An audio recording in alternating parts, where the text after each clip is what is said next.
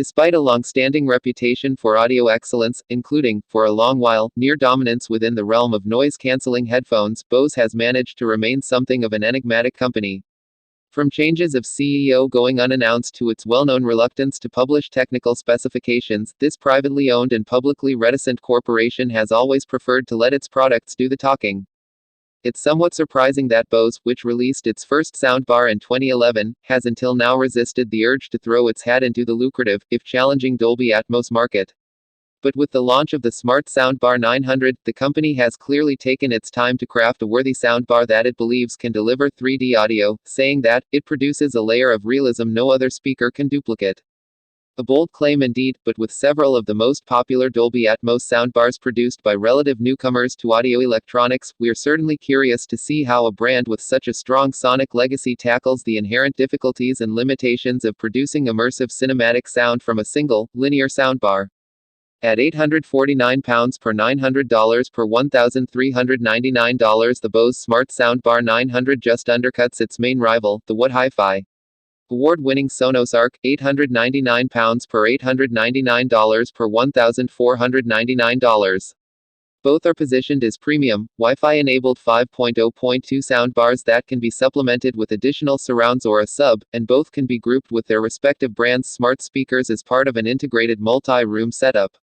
For Bose, those optional extras include the petite Bose surround speakers £700-550 per $549 per around $1,000, and Bose bass module £700-800 per $799 per $1,000, whereas the Sonos can be expanded through the addition of two 1SL speakers £358 per $358 per $538, and a sub £749 per $749 per $1,499.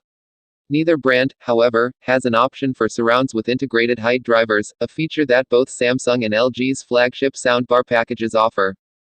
Superseding the Smart Soundbar £700-800 per $800 per $1,200, the Soundbar 900 is designed for 50-inch TVs or larger and has a very similar eye-catching aesthetic to its predecessor, with rounded corners, a metal grille and a polished, impact-resistant tempered glass top.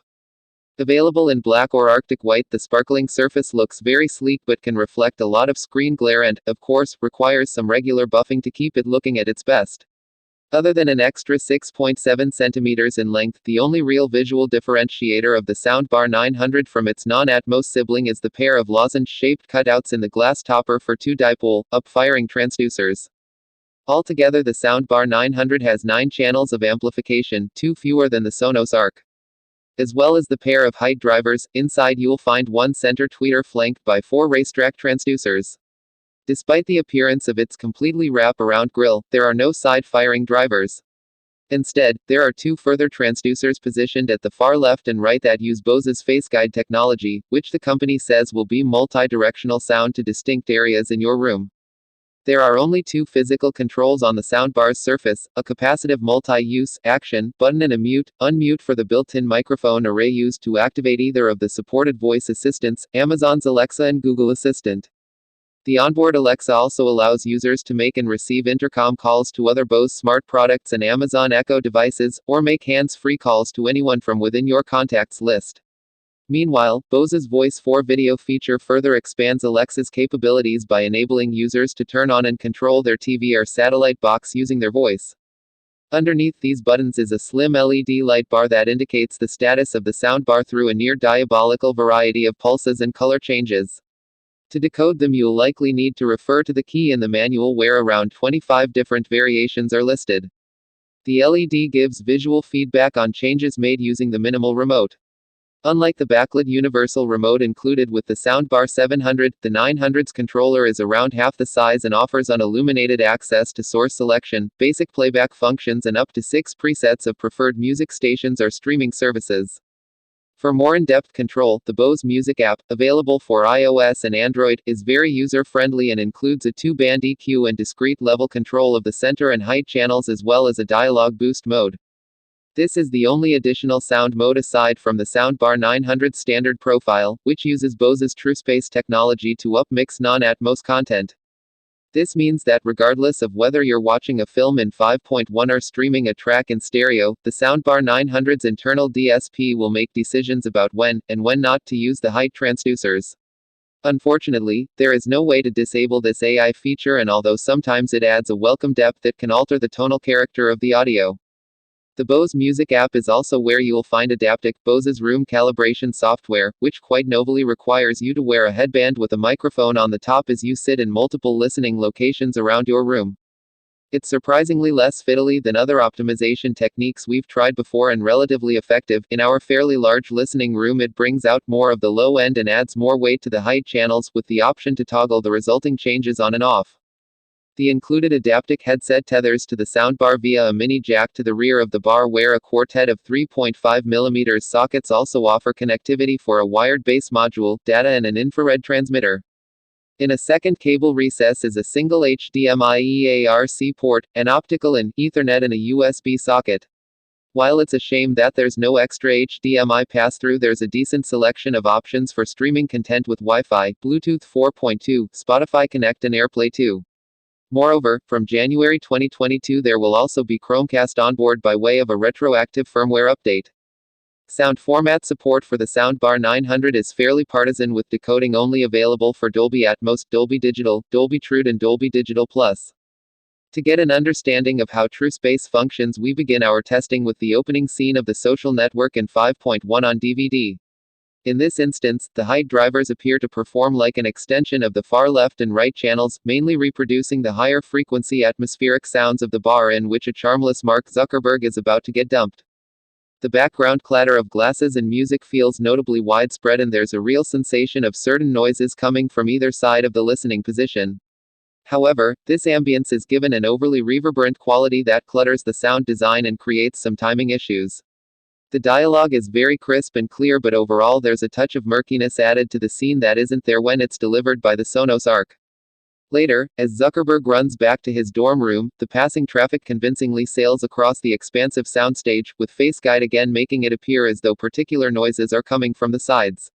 This can also have the effect of overemphasizing certain sounds, especially with sharper transients such as the clicking spokes of a passing student's bike or the out-of-shot bottle top that flips off Mark's beer, both of which sound disproportionately outsized. Swapping to the first race of Ready Player One, in Dolby Atmos, everything sounds much tighter and more coherent. In this car-flipping action sequence, the dynamic sensations of movement that the Soundbar 900 creates are much more appropriate, and the soundstage feels pleasingly immersive. The slightly elevated high-frequency sounds in the zipping traffic and spilling coins are pertinent, with plenty of sparkle adding to the drama and excitement of the race. The low end, though, while fairly well defined, isn't particularly dynamic, leaving King Kong's destructive rampage feeling slightly flat. Just when you want and expect the soundbar to kick into another gear, it falters, apparently having run out of dynamic headroom. And while there's undeniably some projection to the sides, making you feel in amongst the traffic, there isn't much feeling of height that extends outward beyond the screen even when we crank up the upward drivers. Of course, it's a big ask to expect any soundbar to deliver height in the way overhead speakers do, but the Sonos Arc's performance in this aspect is stronger. We move on to the opening of Baby Driver in Dolby Atmos, in which Baby picks up post-heist coffee for the team. Again, there's lots of scope from left to right as Baby crosses paths with other pedestrians, but the Soundbar 900 also adds spaciousness that seems to exaggerate the distances being portrayed by the camera. For instance, when Baby is about to walk past a motorbike that is just out of shot, the revving sounds distantly atmospheric, whereas other systems give it more proximity. That said, in the subsequent warehouse scene, the Bose's airiness enhances the reverberance, creating a naturalistic feeling of the space. The accompanying Harlem Shuffle underscore is presented with plenty of attack and speed, especially in the emphatic higher frequencies and capable mid-range. Though when things get more complicated in scenes with music, effects and dialogue, such as the opening to Tick Tick Boom on Netflix, also in Dolby Atmos, a muddiness creeps into the mids that can impact intelligibility. However, here the handy option to boost the center channel helps to quickly correct this. Much like with film content, the Soundbar 900's stereo music delivery is also something of a mixed bag. Starting with the a cappella version of Tom's Diner by Suzanne Vega, there's a clean directness to the vocal, and the upward drivers seem to add extra reverberance that, while not exactly authentic, has a pleasant broadening effect. Switching to Maurizio Pollini playing Chopin's Nocturne No. 5 in F-sharp, the dynamic subtleties of the piano are quite nicely reproduced, and although the forward treble means that higher notes have more emphasis and Pollini's breaths feel very present, it doesn't veer into harshness and fills the room with ease. But with busier, percussive tracks, the extra processing of the Soundbar 900 seems to cause a loss of distinction. On Beyoncé's Hold Up, this blurriness is noticeable with the sample of Andy Williams' Can't Get Used to Losing You and the timing of the percussive elements of the arrangement. While Beyoncé's vocal cuts through with insistent urgency, some of the warmth and gravel of her mezzo-soprano is diminished and the bass is noticeably more curtailed than when listening via the Sonos Arc, which has an altogether much more joined-up and transparent handle on music. The Bose Smart Soundbar 900 takes a fairly idiosyncratic sonic approach to both Dolby Atmos and standard content, which, while frequently entertaining, is somewhat inconsistent in its effectiveness and occasionally adds its own organizational structure and tonal color. With an impressively wide sound field, clear forward projection and bright character, many listeners will likely be very pleased with its responsive and cinematic performance.